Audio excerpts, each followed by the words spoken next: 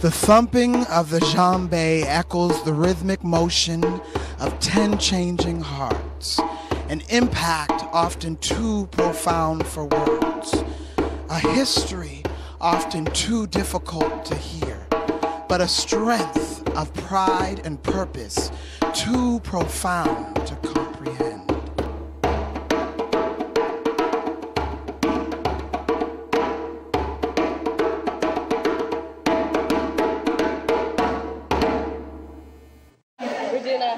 Video documentary. I don't know how to say it, but I'm excited. This is a big moment, you know. We're waiting for Gary Bill.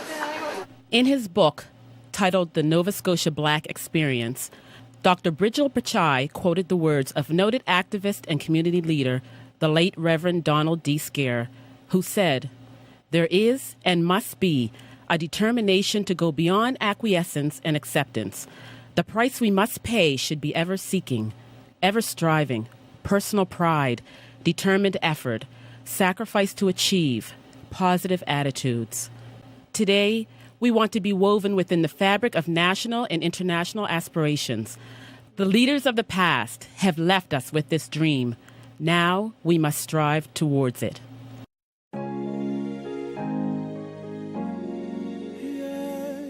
And so begins these young people's journey, their quest to discover the untold stories of a rich and fascinating history, the exploration of the roots of our existence here in Nova Scotia, and the pathways treaded across countries and continents. They will be taken back to where it all began. The Americans who wanted independence from Britain were at war with Britain, and they wanted to be a slave-holding republic. So the British knew this. The British used strategy. Because the British had proclamation that if they went to the British side and supported the British, that they'd get their freedom and land in the province of Nova Scotia. During the American Revolutionary War, British Governor of Virginia, Lord Densmore, issued a proclamation promising freedom to any slave who fought for the crown. By 1784, 30,000 loyalists, both black and white, prepared for immigration, 3,500 of them free blacks under the proclamation, and 1,200 who came in voluntarily as property of slave-owning ex-Americans. When we beat the American rebels, we will give you freedom and land after we take over the continent. Well, the British lost the war, both wars, and both times they had to retreat north. North being to New York and eventually Ontario and Nova Scotia. And with them came these escaped slaves. So that was promise number one.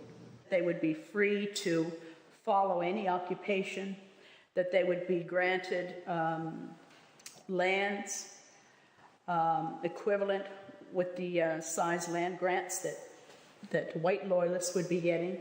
We'll give you food. You know, there will be all of these things that, you know, we were promised jobs, you know. This is going to be the panacea. They did get their freedom, but when it comes to land, some of them got land, some of them didn't. And those who did get land didn't get all the land that they were promised. A journey to the promised land, across the oceans and the seas. A journey in time, crossing Scotian lines, and we're still here. Over treacherous seas and ocean waves, and sometimes over ocean graves, they came. When the planters came in the mid-1600s, they came to the province of Nova Scotia, and many of them down this end of the province at least, some of them brought slaves with them.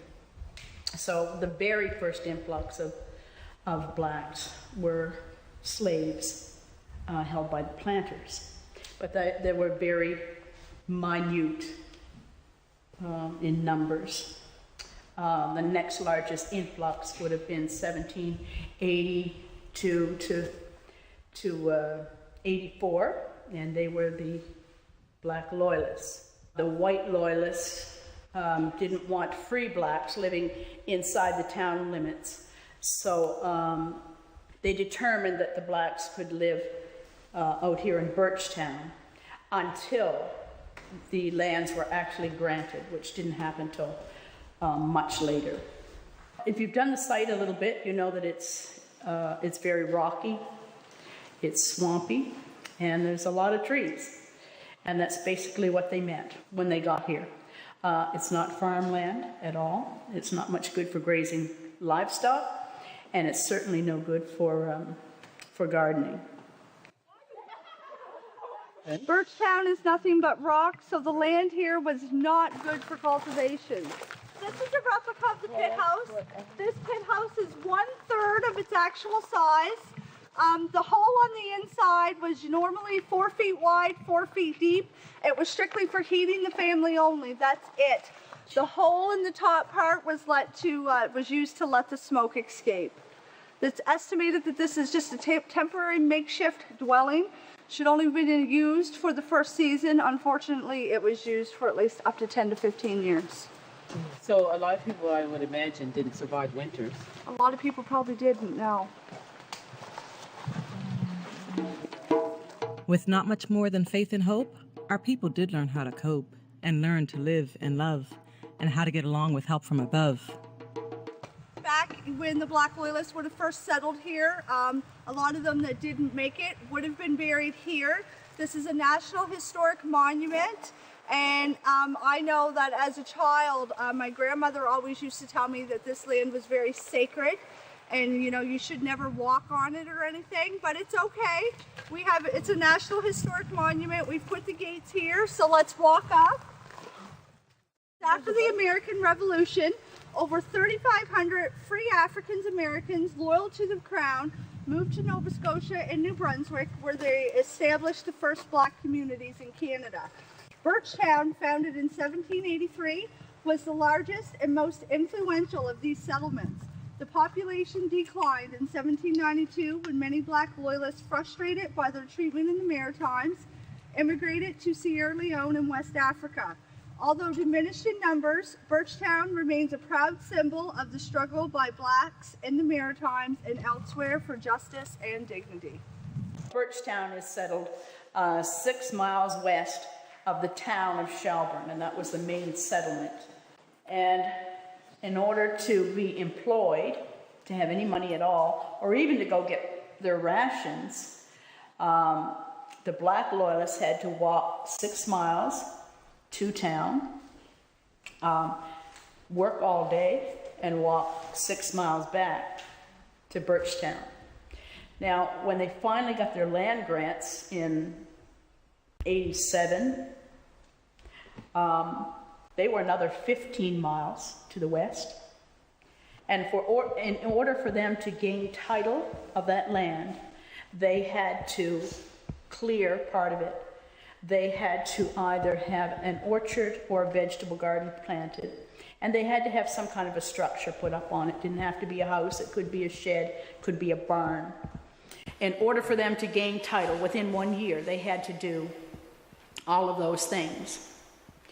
How do you squat here in Birchtown, walk 6 miles to Shelburne, work all day, walk back, and then find time to go 15 miles to the west again to clear land, plant a garden, put up a structure so that you can lay hold of a land grant, get title deed to it? When you say that was set up to fail? Yeah. Which is why many people, when they had the opportunity in 1791 to leave here, they left. Perseverance, hard work, and dedication helped them to settle in this location. Industrious, talented, with a will to survive. Most didn't think they'd still be alive. I was wondering how the community of North Preston was established. The township of Preston was one of several townships established by the British. 1749, 1750, 51, 52, around those years. Theophilus Chamberlain was one of the surveyor general for the township of Preston. Now, in that township, there were several black settlements, and this is one of the things that most people are not aware of. The authorities just considered it the black people or the Negroes of Preston. They didn't recognize communities the way we know it now. They just recognized Negroes who lived in the township of Preston. Preston was not a black township. It was a British established township. North Preston, as best as I can research, there were some black loyalists that would have settled in this northern end of the township of Preston. But the biggest wave of people to settle in this northern section of the township, this northern settlement of the township of Preston, would have been black refugees from the War of 1812. There is a story that's been passed down through the oral history that the people were put here to die. They weren't expected to live. I believe that story originated with the black refugees from the War of 1812. If you look at the land, the geography of the Preston area, you'll find that it's rocky. There's and in North Preston, there's a lot of bedrock. Even through East Preston, there's a lot of bedrock. East Preston has a bit more fertile land, a lot more fertile land than North Preston. And so that's the reason why I think that story may have started with the black refugees from the War of 1812. Conditions were harsh because you have to bear in mind, these were people that had escaped slavery from the South. So they were coming up from states like Georgia, Virginia, and warmer climate, and they were brought here. When they arrived, the conditions were so harsh because typical maritime weather, we had winter. And these were people that were used to a much milder winter season.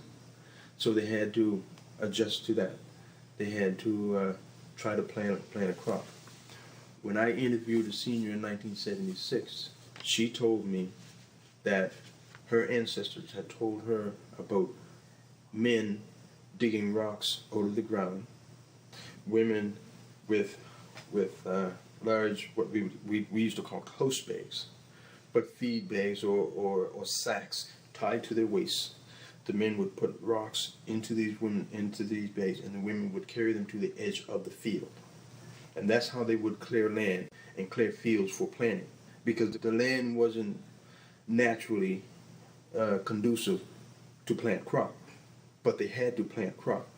So that's how they would do it. They dig up the rocks and the stubs, and the women would carry them to the edge and dump them. Come back, get more, and dump them. So they worked as a team. The written history says that a lot of people died from frostbite and starvation. But as you can see, we survived. On January 15, 1792, 15 ships left Halifax Harbor, carrying with them over half of a people who had begun their journey together, but would continue it miles and miles apart. Because the black loyalists didn't receive land grants that they were promised, because they didn't get paid for their employment. When the opportunity came for them to leave this province, they left, and they went to Sierra Leone, West Africa. The elite of the community went, the most skilled, the teachers, the doctors, the preachers, the pastors. They took their congregations and they left.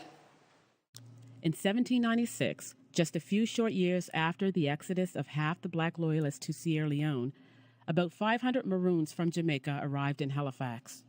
These were the strong, warrior-like Trelawney Maroons, who were exiled to Nova Scotia as punishment for rebelling against the colonial government. But their time there was short-lived, when the government called for their removal. By 1800, the Maroons, following the same plight as the Loyalists, arrived in Sierra Leone. Despite the order to evacuate each and every Maroon, ancestry has historically been claimed by the descendants of the scant few that remained. Can you tell us about your descendants and your relation to the Maroons? Like my grandmother, she was the one that came from Sierra, Spain, North Africa. And when they left for religious reasons because they were the Muslims, the Christians and the Zulus. And my grandmother was a Christian. So when they were exiled and they had to go to a place called Jamaica. There's a place they call, in Jamaica, they call the Blue Rock Mountains. So that's where my family started from. When you hear the interviews from some of the seniors, what you're going to hear for the most part is the history of our communities from the 1900s. That generation captured the oral history that was passed on. In 1792, they left Jamaica on the ship Asia, and they came to Halifax. And when they came to Halifax, a lot of them are responsible for the building of the City to Hill, the underground tunnels, the basins, all of those things. They're all responsible for that. Not the women, but the men. My grandmother was a seamstress. They went to Preston, and she met a guy called Governor John Wentworth. So she was only 25 years old, and he was 61. What he used to do, he used to sneak down from his place up on the hill and sneak down to visit my great-great-grandmother. So they had a son, and his name was George Wentworth Colley. And the reason why his name was George Wentworth Colley, because my grandmother was a Colley, her name was Sarah Colley, and he had to carry the father's name. So that's why he was George Wentworth Colley.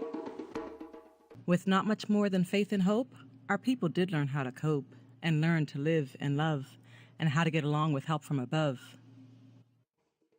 Who were the first settlers to come to East Preston? The first settlers to come to East Preston were really a part of the refugees. And perhaps some of them came via the Underground Railroad, but escaping slavery. There were a lot that came after the War of 1812. And the Jamaican Maroons, of course, who came in 1796 and were here until 1800. How did the settlers overcome those hardships that you were talking about? Perseverance, humility. Of course, we had a bit of fight in us as well. But, they knew they were used to difficult times, and they knew how to persevere. And so they did that in spite of it all. We had, at one time, 3 churches in the community. Everybody talks about splits, but splits are everywhere. But we had the First Church.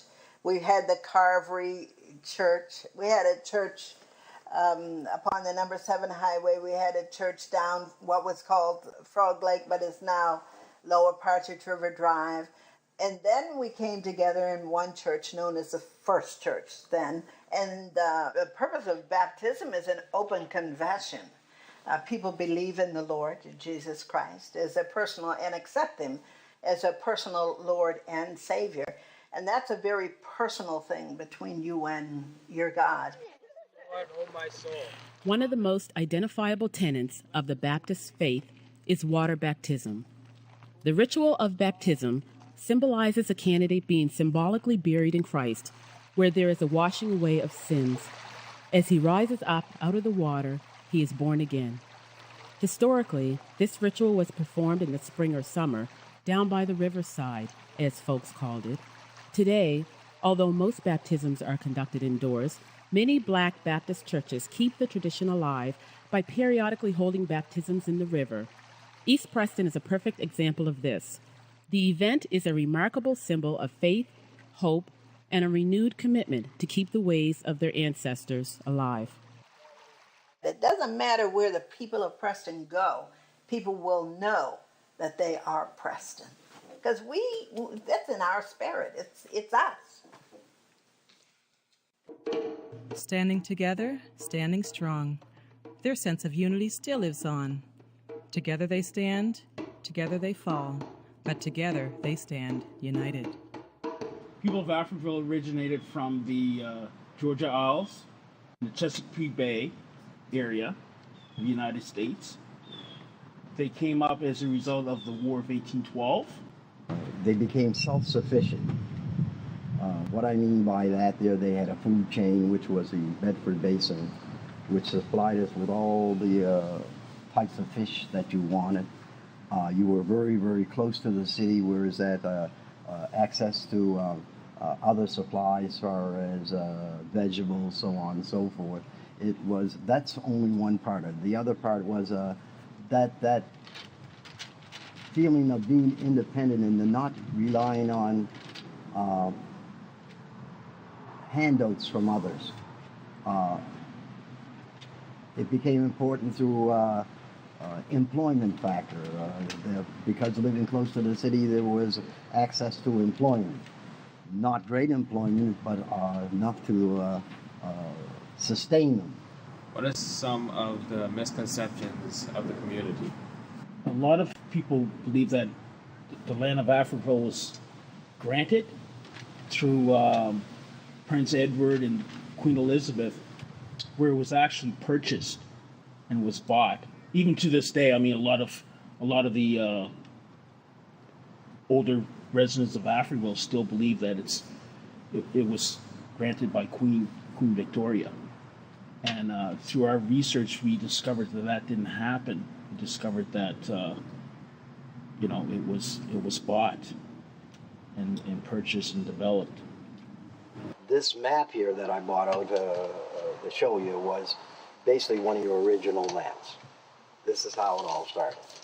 The original family, William Brown himself, I credit him with the fact that of the two that first purchased land, he managed to hold on to his. Now, William Arnold didn't happen to hold on to his land very long. I believe he sold it within 7 days. Yes. William Brown himself kept his land. So you really have to credit him with the fact that by him keeping his land and having it properly surveyed in that there, it triggered the influctuation of others to join the Africville community because there's land there available. No land, no community. Some of the other earlier settlers that settled in the Africville community were the Fletcher family, the Baileys, the Dixons, and the Carberys. Now they are noted from your area, which is the East Preston area. So we had ties with East Preston. Family values were outstanding. The respect for your elders and the respect that you gave to each individual were immense. Even if you weren't related to one another through blood, we called each other's aunts, uncles, grandma, grandpa, so on and so forth. And that united the community to the extent where is that everyone began to know each other on a first base level. Like there were no secrecies. We could go into each other's homes. The doors weren't locked. You weren't refused anything. That's what made it important.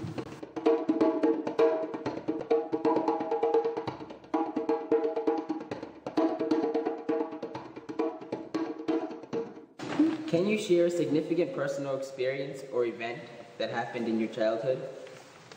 Selden and I lived within a few hundred yards of the town dump. Like in a lot of black communities, that's where they put the dumps. So we were stuck with a dump too when we were children. That wasn't all a bad thing in one sense too, because we were able to pick up things from the dump. Pop bottles, copper and brass, things like this we could sell, get a few pennies. And during the war, the Navy and Army was here, and when the dump was here, they threw a lot of uniforms and stuff away, and pretty well every kid wore an Army jacket or a Navy jacket or a pair of Army boots on. You got a lot of clothes that way, that's what we wore. Rations, the old rations, if you recall rations that were given years ago, a lot of those were thrown into the dumps, and we were able to get a hold of those. It wasn't that we were starving, but it was all that extra little sweets, cookies, You had water in there. There was chocolate bars.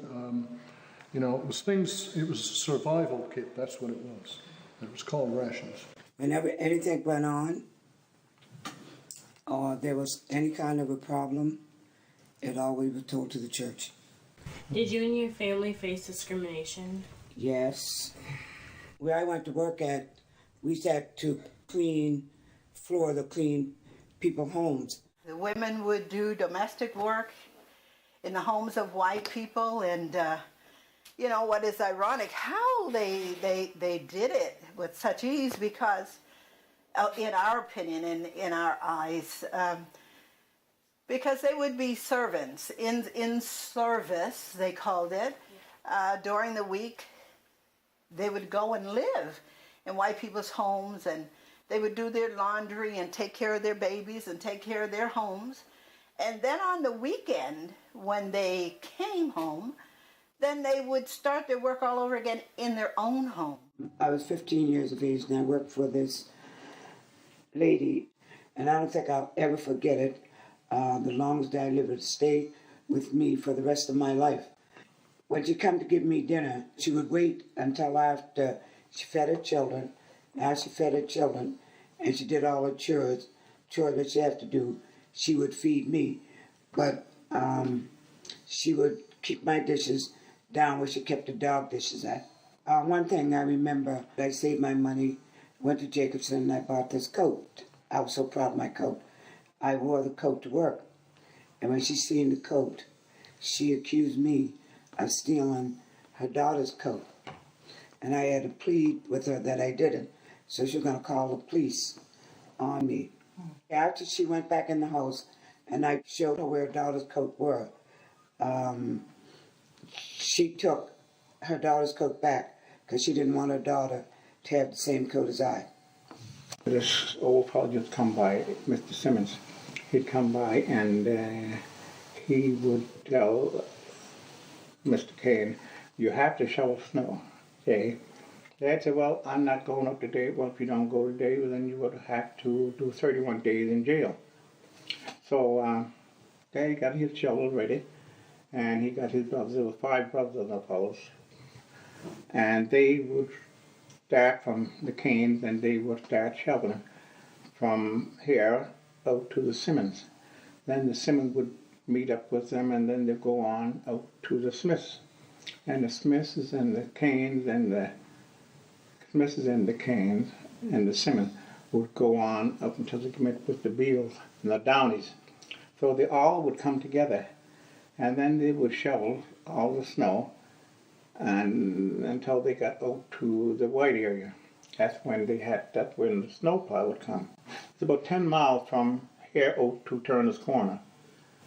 So that's how far they had to shovel snow. So there was discrimination, yes. Even to go to school, like not allowed to go to school, that was discrimination to me now, because why would they ask us to pay $350 to go to school when it was just maybe 10 miles or 5 miles away, when the children in the Dartmouth area could walk up at the street and go to school? So with discrimination, as far as that was concerned, it wasn't just for my family, but it was many families. I only know 2 families that went to Admiral Westfall of the whole community. And like in North Preston, it's only 1.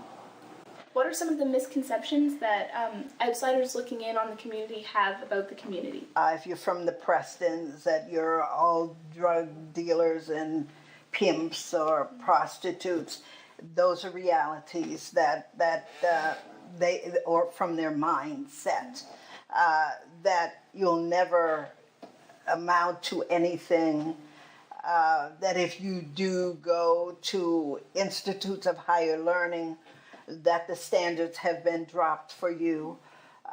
Then there's a stereotype of theft, and those are realities. You walk in, into an elevator and somebody's still clutching their purse thinking you're going to steal something from them. And while it may not be as prevalent today, because people have intermarried and situations like that, different relationships on the job, you get to know people better, but they still exist. And the unfortunate thing is that we have to fight it all. You know, I have to prove over and over again. Yes. It made me feel bad, but my family, I had such loving and caring family that I'm not going to let nothing and nobody bring me down. What are some of your greatest recollections about growing up in this community? This is something that you probably never heard of. And I'm going to pronounce it in North Preston dialect. Hitting ball. You ever heard of it? Hitting ball. That was the most famous game played in North Preston in the 50s and 60s and 70s, and even as late as the 80s. And it may have been played earlier than the 50s. Now, here's what hitting ball is.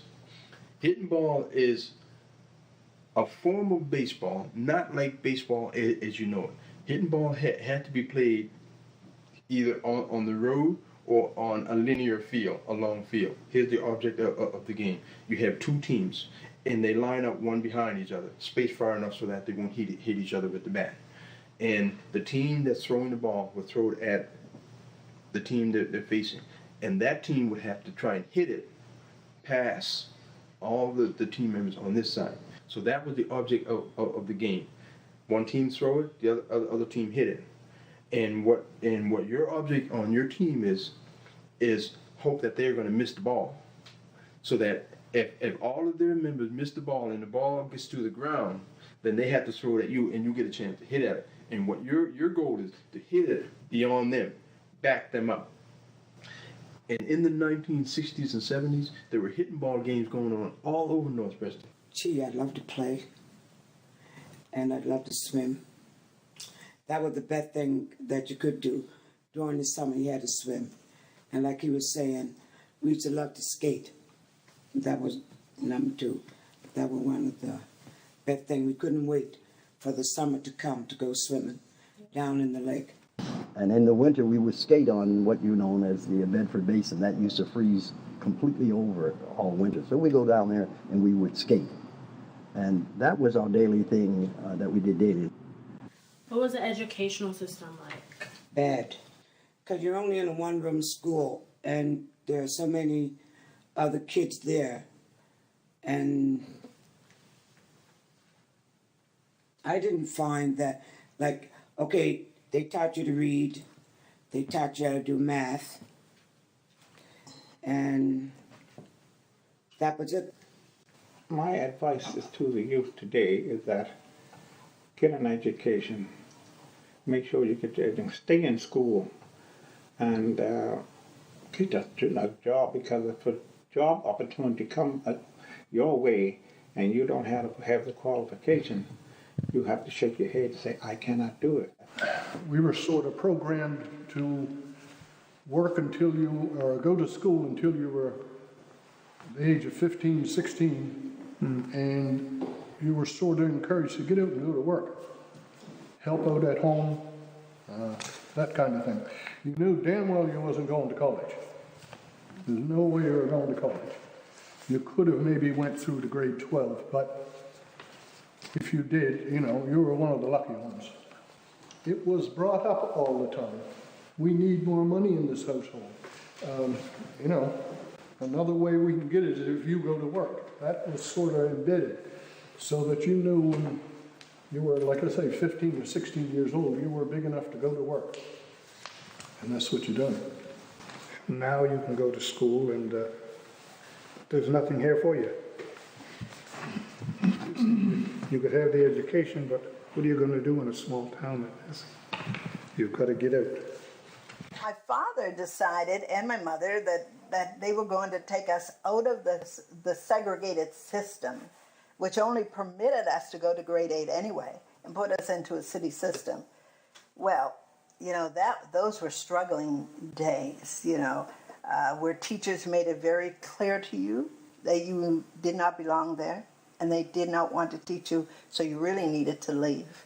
I'm sitting in a classroom, and a teacher comes in, and all of a sudden kicks the waste paper basket and goes tumbling through the air, and everybody is laughing. I immediately know that the reason this is happening is because I'm here. We need to be educated not just to get better and more high-paying jobs.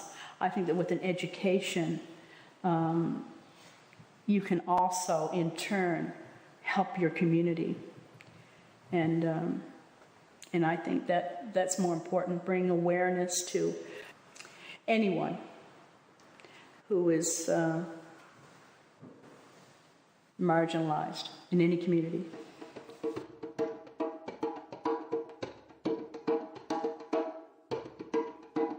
Now, Sunday was a different story.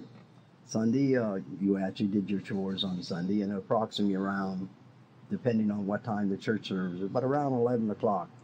And some of the things that I remember clearly, we had a gentleman out there, and that I'll never forget. His name was Mr. Byers, Howard Byers. Now, this gentleman, he had no sight. He was blind. And every Sunday, you could hear him. He would get up on a large, large rock, and you could hear his voice from Mackleville all the way to Bedford, and he would preach.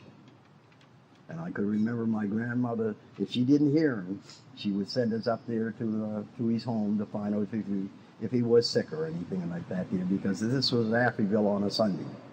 In 1832, when Richard Preston, as a young man who had graduated from into the ministry from England, he started Wall Street Baptist Church.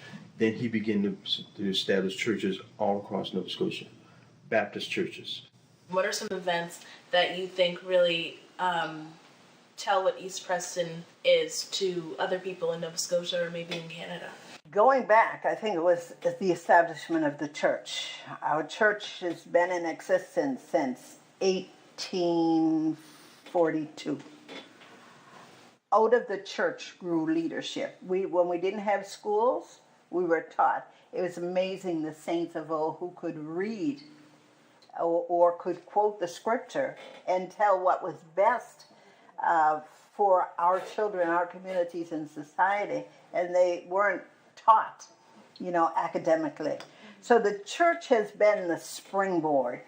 Growing up in the church, we were taught things that it sticks with me right today. We never got ourselves in trouble.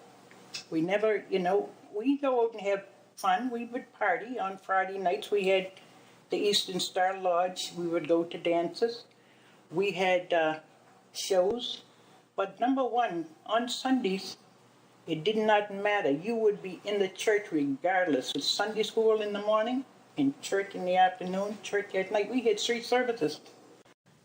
Like whatever you got, like the BYF, you were in the BYF, and you became a BYF president, you're way up there. Anything that to do with the church, no matter what it were, everything had to do with the church. Crossing the Atlantic and in the North American slave trade, the institution of marriage had been severed for slave purposes, but the slaves were still able to keep a type of marriage institution together. And as part of their marriage ceremony, they would jump the broom. I don't know if you've ever heard of that before. It was part of the slave marriage ceremony, where today you would put ring on the finger and these types of rituals that are part of a marriage ceremony. Back then, they would jump the broom. And that means that the couple would jump the broom together, symbolizing that before they jumped the broom, they were 2 separate people. After jumping the broom, they are one.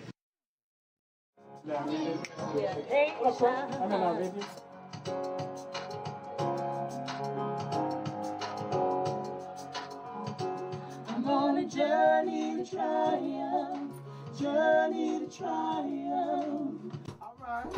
An empty park is all that stands, stolen by the master plan of the city that failed to see the strength and beauty of a people with a strong sense of pride in their community. With spirits still oh so strong, their sense of community still lives on. Every year they still come to meet. This type of tragedy must not repeat. Afriville was deemed as, at its demise, was deemed as a so-called slum area. In today's language, we would call it the ghetto or the hood. That's something that should be looked at a lot more carefully. Afriville didn't really become so-called rundown area until its last 10 to 15 years, when the city had a problem with the fluctuation of more and more people and didn't have any room or low-income housing to place these people. So they all started to hit from Afriville. Through that, things happened. But Afriville as a whole, up until that time, was not a slum area.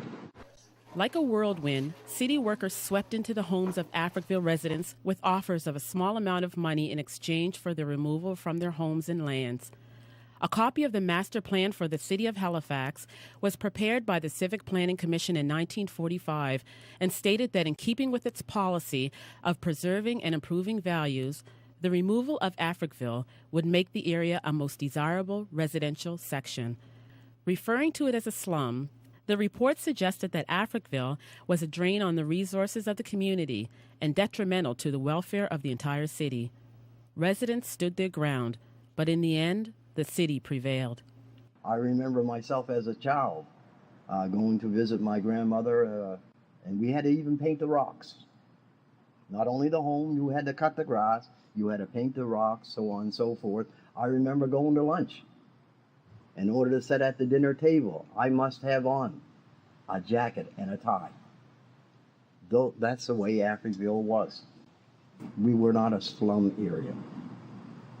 We would have, I remember as a child, the amount of visitors that we would have to the Africville community because it was so beautiful. The visitation was enormous. They would just come out to see the flowers, to see the homes, to see how we lived. And the way these people were treated were enormous. Matter of fact, there were a lot that came but never went back home. It doesn't take much when a community says, listen, we only want water and sewage. And you refuse me. But yet we pay taxes. Look at our homes. There's nothing wrong with our homes. We only want water and sewage. Why would you dismantle such a beautiful community and disrupt the lives of such well-organized, talented, productive people for industrial reasons? That as you look today, you look at Seaview Park, it makes me laugh because you did all of this here for a dog park? To allow people to walk their dogs? That doesn't make sense. The amount of money that it costs the taxpayer, this city and this province and this government, that they put in to dismantling the community of Africville. I mean, one could build 100 Africvilles, and they continue to pay. We didn't have paved road going through Africville. Now there's a paved road and lights. They planted beautiful trees and maintenance to keep that park open. The fact that they built a Uniac Square and took people that weren't on social assistance and they end up on social assistance. I mean, it's ridiculous. It does not make mathematical sense. It would have been much cheaper if you had to put that money into the Africville community and help these people, even for those who have squatted there, that didn't have land rights. If you will, if you permitted them to live there in the first place, they could have. They could have made arrangements that the lands that they were living on, that they could buy. Instead, they moved everybody. We weren't built to break, we were built to last. We'll rise up from this distant past and triumph. A journey to the promised land. across the oceans and the seas. A journey in time, crossing Scotian lines, and we're still here. Do you think that we would be able to see the quilt that you made? Certainly. That's my pride and joy. My mom would always told me a lot of history, right? But when she was 97 years old, and it was 1991 that she passed away, I didn't want to believe that she knew so much. So she would tell me stuff. In 97, she started telling me these stories. And I kept saying to myself, no, it's not true. She said it's somewhere. So anyhow, one day I decided, I said I'll go to the archives. And I said to the lady, I said, what is this building? She said, it's the history of everybody in Nova Scotia. Well, I said, it must be something about blacks, you know. Oh, she said, yes. So she sent me to the third floor. Different thing that my mother told me, it was recorded. So from there on, I said I'm going to, in 2003, I decided I would not write a book, but I would do a quilt. So you're more than welcome to see it. I'm very proud of it because everything that's on that quilt is a truth. My fondest memories are when we got together to dance, to party, to listen to music. And that's when the black community came together. I felt Afriville was a major contribution for its time because of the circumstances.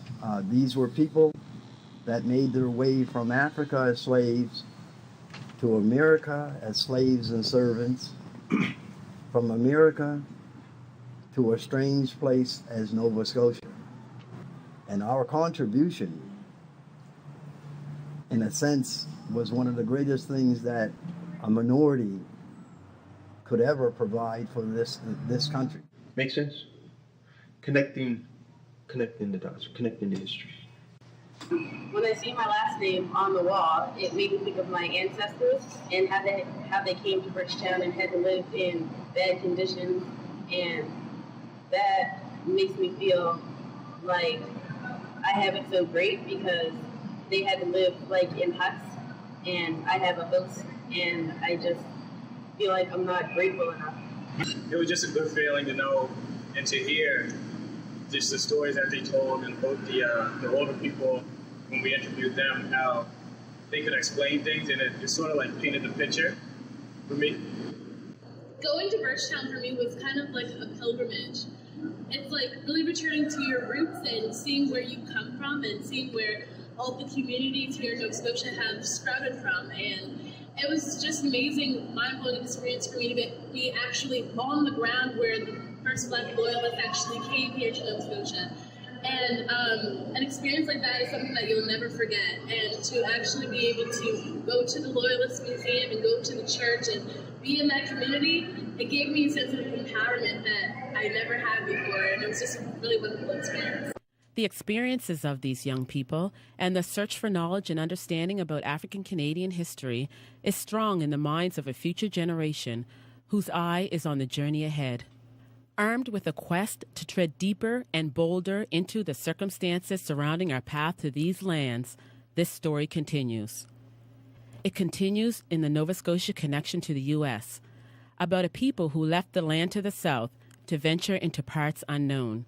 It continues across the waters to where loyalty to the British changed the scope of the fabric of Nova Scotia immensely. It lives on in the lives of those who moved on to Sierra Leone, who share the blood in a common history. And this story continues in the hearts of the youth who have seized the torch, who will hold it high and carry it with pride.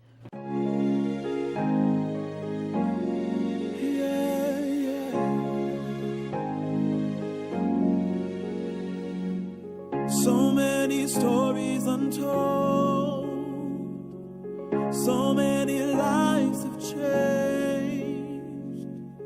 Here I stand on this land, privileged, not ashamed, facing my people from miles away. Never thought we would survive. They even try to brutalize our name. but still we're alive. We prevailed, we survived, we succeeded. Now we'll seize the day. I'm still living, I'm carrying my torch. I'm still here, you can't hold me down no more. I'm still living, I'm destined to be. I'm on a journey to triumph, a journey to triumph. Faced with the test of time and how they wore it to change. We struggled and we've conquered. We've lost and we've gained. Your freedom they took away.